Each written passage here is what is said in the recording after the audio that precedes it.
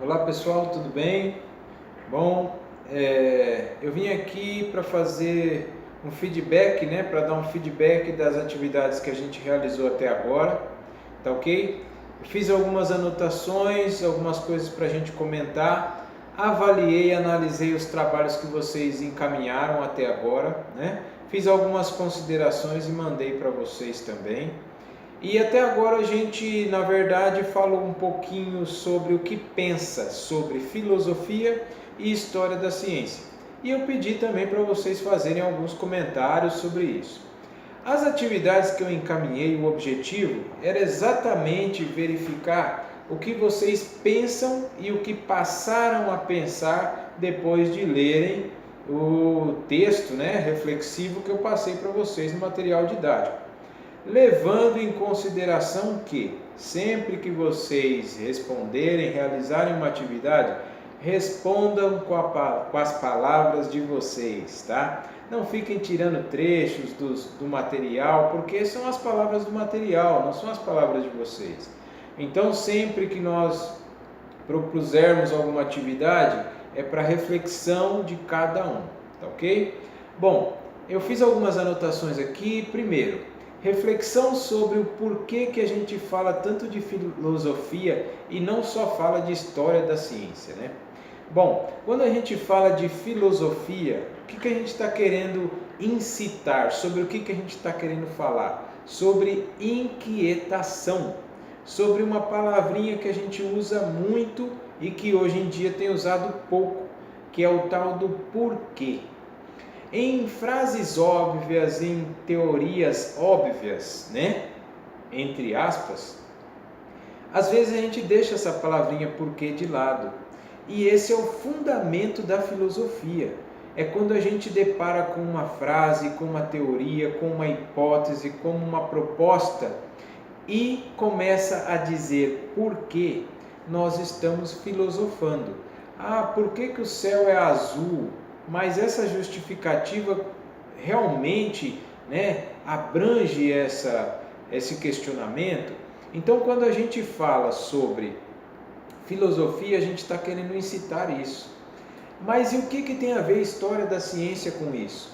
Quando a gente fala de história da ciência, a gente está colocando um contexto do que já aconteceu, o que as pessoas já pensaram, já refletiram, já discutiram, já criaram hipóteses e já comprovaram algumas dessas hipóteses, levando em consideração que não existe verdade absoluta.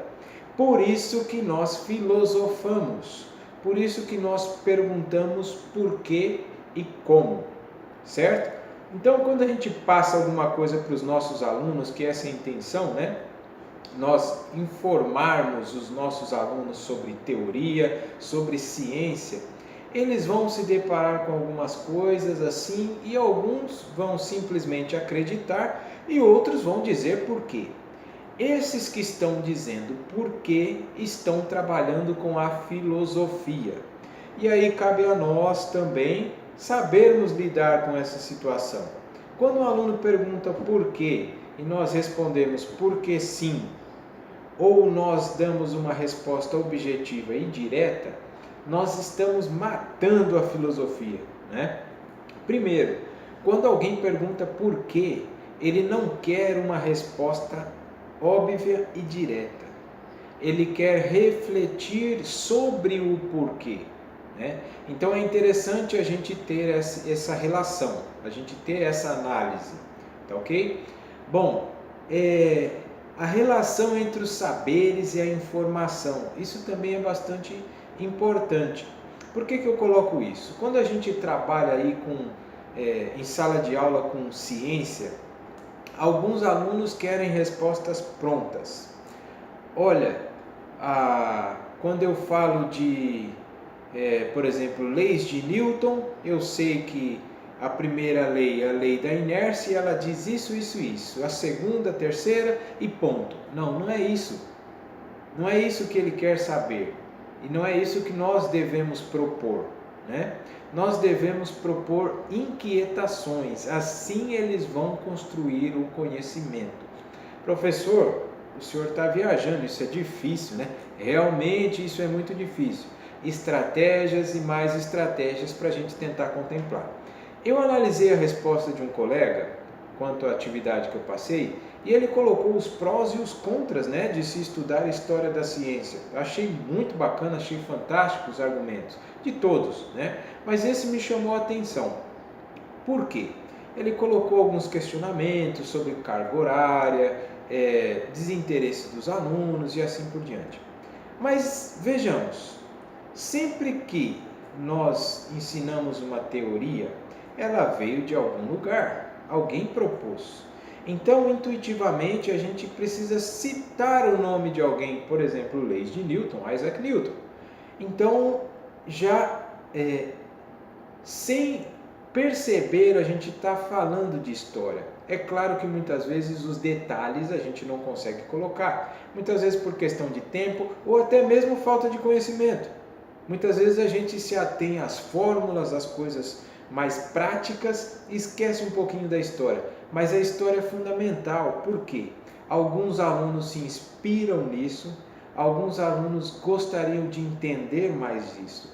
Mas e aqueles que estão desmotivados? Como motivá-los? Normalmente, o que eu sugiro?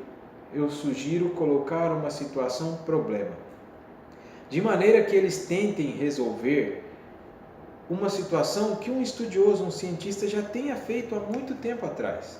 E aí você consegue contextualizar a resolução dele, o comentário dele, a ação dele com o que já foi feito. E aí você consegue fazer a interação, né, do hoje com o passado. Tá ok? Só uma sugestão. Eu gosto muito, particularmente, de trabalhar com experimentos. E eu faço um pouquinho diferente. Normalmente a gente passa a teoria e depois passa o experimento para eles comprovarem a teoria. Eu gosto de fazer o contrário. Eu passo a proposta de fazer um experimento. Faça. E depois a gente vê o que vai dar. Por que deu isso? Por que não deu? Onde está o embasamento científico para comprovar o que você fez? Se é possível também comprovar com o embasamento científico que foi proposto. De repente a gente pode refutar uma teoria que já vale há muito tempo, né? Então, quando nós estamos construindo isso, nós estamos fazendo ciência. Mas voltando num dos prós e contras que um colega colocou, ele observou que um dos contras também, né, é a questão de tempo, carga horária e o acesso ao laboratório. Professor, eu não tenho laboratório. Como é que eu poderia propor isso? Né? Como é que eu poderia colocar essa ação de criar experimentos e assim por diante? Eu, particularmente, gosto muito de trabalhar com experimentos recicláveis, né? Utilizar experimentos recicláveis. Dessa maneira, eu gosto de propor para os alunos procurarem, criarem, né? E que a gente possa, por exemplo, criar uma câmara escura com uma latinha de ervilha, né? A gente consegue fazer, um carrinho mostrando as diferentes formas de energia mecânica, com elástico, com tampinhas de garrafa, enfim, com balão, tem muitas formas que a gente consegue interagir, né? Só uma sugestão que eu gosto de trabalhar. Outra coisa que eu coloquei, né, para vocês analisarem, para vocês refletirem, né, como fazer ciência. Quando a gente fala em fazer ciência, a gente fica pensando num laboratório cheio de coisas, aquela coisa muito bonita. E não é isso. Fazer ciência é a primeira palavrinha aí que a gente tem na disciplina, a segunda, na verdade, né? História e filosofia. Fazer ciência parte da filosofia.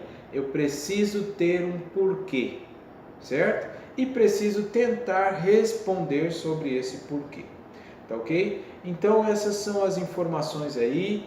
Vou passar mais alguns materiais para vocês, aula 2, aula 3, mais alguns vídeos para que a gente possa ir discutindo, tá ok? Participem mais dos fóruns, não esqueçam de postar as atividades. Eu sempre coloco um feedback nas atividades, deem uma olhada, tá? Tem sugestões, estou sempre à disposição, tá ok? Esse vídeo que eu gravo aqui na minha sala, então peço desculpa por alguma forma aí que não seja tão convencional assim, mas até na hora de pausar o vídeo, né, eu preciso ir com o dedo ali, fica meio feio, mas vocês me perdoem, tá ok? Mas estou à disposição, participem mais, participar dos fóruns, tá? Vou sempre colocar alguns vídeos, alguns questionamentos aí, para que a gente possa fazer uma interação legal, tá ok? Um abraço a todos e tudo de bom. Tchau, tchau.